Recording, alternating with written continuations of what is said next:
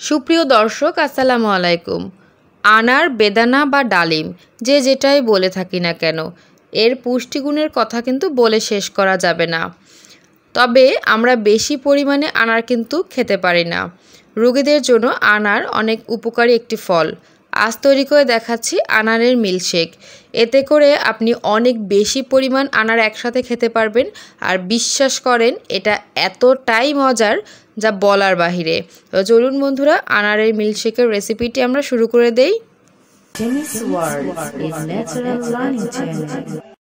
আনারের milkshake তৈরির জন্য আমি প্রথমে এখানে অর্ধেকটা পরিমাণ আনারের দানা ছাড়িয়ে নিয়েছি। এবার এই আনারের দানাগুলো ব্লেন্ডারে সামান্য একটু পানি দিয়ে ভালো করে জুস তৈরি করে নেব। ব্লেন্ডারের জারে আনারের দানাগুলো দিয়ে সামান্য পরিমাণ পানি দিয়ে ব্লেন্ড করে নেব। আনারের জুস তৈরি করে তারপর এই জুসটা কিন্তু আপনি ডিপ ফ্রিজে সংরক্ষণ করতে পারেন, আর যখন ইচ্ছা তখন এই জুসটা নামিয়ে আনারের মিল্কশেক তৈরি করতে পারেন।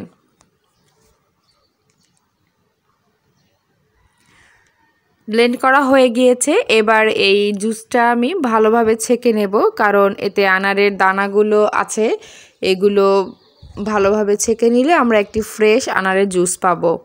আপনি চাইলে এই আনারের জুসটাও খেতে পারেন, আবার এই জুস থেকে মিল্কশেকও তৈরি করতে পারেন, কিংবা চাইলে আনারের জুস ডিপ ফ্রিজে সংরক্ষণ করে রেখে দিতে পারেন, যখন প্রয়োজন নামিয়ে নিতে পারেন।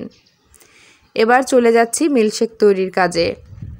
একটি ব্লেন্ডারের জারে 1 কাপ পরিমাণ জাল করা ঠান্ডা তরল দুধ দিলাম।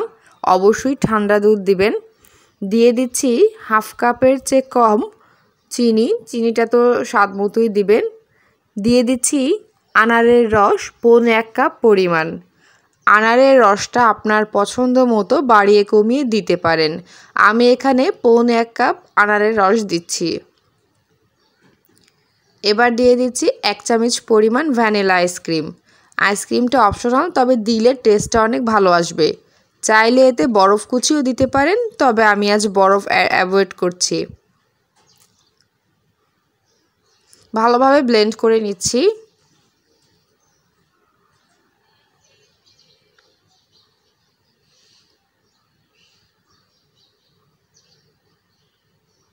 ব্যাস তৈরি হয়ে গেল আনারের মিল্কশেক।